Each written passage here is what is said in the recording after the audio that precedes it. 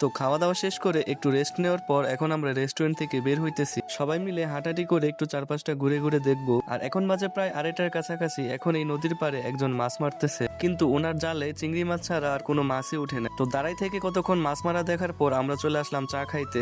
মাঝরাতে সবাই আড্ডা দিতে দিতে চা খাওয়ার মজাটাই কিন্তু আলাদা। আঙ্কেলের কাছে চা অর্ডার দিয়ে আমরা সবাই গল্প করা শুরু করে দিলাম। আর এই আঙ্কেলটাও অনেক মজার আর মিশুক টাইপের ছিল। আমাদের সাথে সাথে উনিও গল্প করা শুরু করে দিল। বন্ধু বান্ধবের সাথে আড্ডা দেওয়ার মতো শান্তি আর অন্য কোনো কিছুতে পাওয়া যায় না। তো অবশেষে আঙ্কেল আমাদের চাগুলো রেডি করে দিয়েছে আর আমাদেরকে দিয়ে দিল। এখন আমরা যার যার মতো আমাদের কাপগুলো নিতেছি। এখন বসে বসে চা খাবো আর মুহূর্তটা এনজয় করব। আর আজকে মনে হয় না আমাদের রাতে ঘুম হবে, কারণ এখান থেকে যাইতে যাইতেই ভোর হয়ে যাবে। আবার তারপর 9টায় অফিসে যাইতে হবে। আর ধুর, এত চিন্তা করলে লাইফে এনজয় করা যাইবো নাকি? যা হইবো তা পরে দেখা যাবে, এখন শুধু চিল হবে ব্রো। তো চা খাওয়া শেষে এখন আমরা যাওয়ার জন্য প্রস্তুত হইতেছি। আমরা এখন চলে যাই। তোমরা আরো মিনি ব্লগের জন্য আমার চ্যানেলটি সাবস্ক্রাইব করো। টাটা।